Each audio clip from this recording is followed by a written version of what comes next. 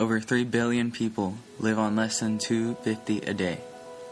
According to worldmapper.com, the most poverty is in Central Africa, and the least is in Japan.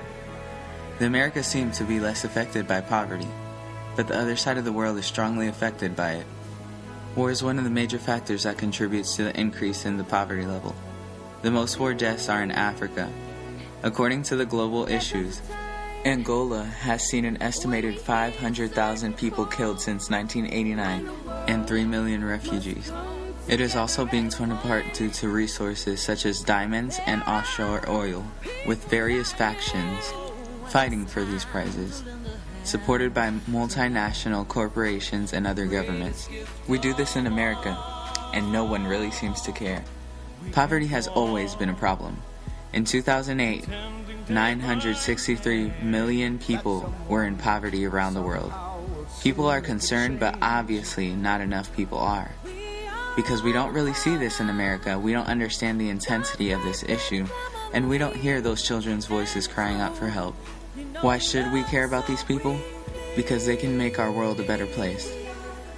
If there are more people working and less in poverty, more jobs will be made and there will be an economy boost.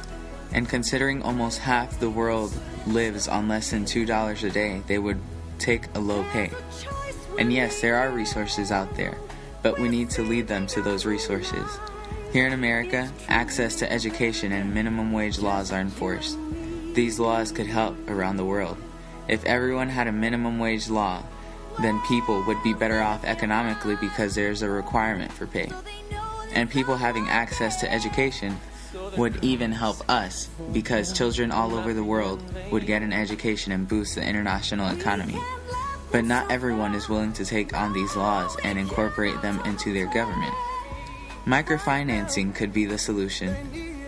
According to the Kiva organization, microfinance is the supply of loans, savings, and other basic financial services to the poor.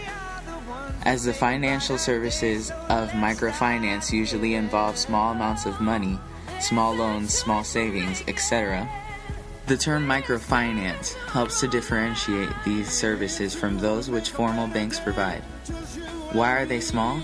Someone who doesn't have a lot of money isn't likely to want to take out a $5,000 loan or be able to open a savings account with an opening balance of $1,000, hence micro. There are problems with microfinancing because microfinancing is a loan, so just like any type of loan, there are problems with people not paying the banks back. But for microfinancing to work, people need to promote microfinancing and countries need to stop giving out dead aid or easy aid. Dambisa Moyo wrote a book called Dead Aid. Dead aid is when countries give countries in poverty easy aid by just giving them resources instead of making them work for it. The Community Development Financial Institution Fund has a mission to expand the capacity of financial institutions to provide credit, capital, and financial services to underserved populations and communities in the United States. On average, each dollar invested in the CDFI fund leverages $19 for housing and micro-business loans, community development banks, and other economic development efforts. The great thing about microfinancing is we aren't doing everything for these people. We're letting them do it on their own. Here's a simple way to think of microfinancing. Imagine if you're Africa and your parents are America. What happens if your parents just give you food, money, etc.? You get lazy and are too dependent on them. But if they give you an allowance and you have to work for that allowance, you become independent. What do we get in return? Economic development.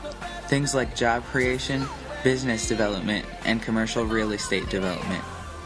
We get affordable housing, things like housing development and home ownership, and community development financial services, things like provision of basic banking services to underserved communities, financial literacy training, and predatory lending alternatives.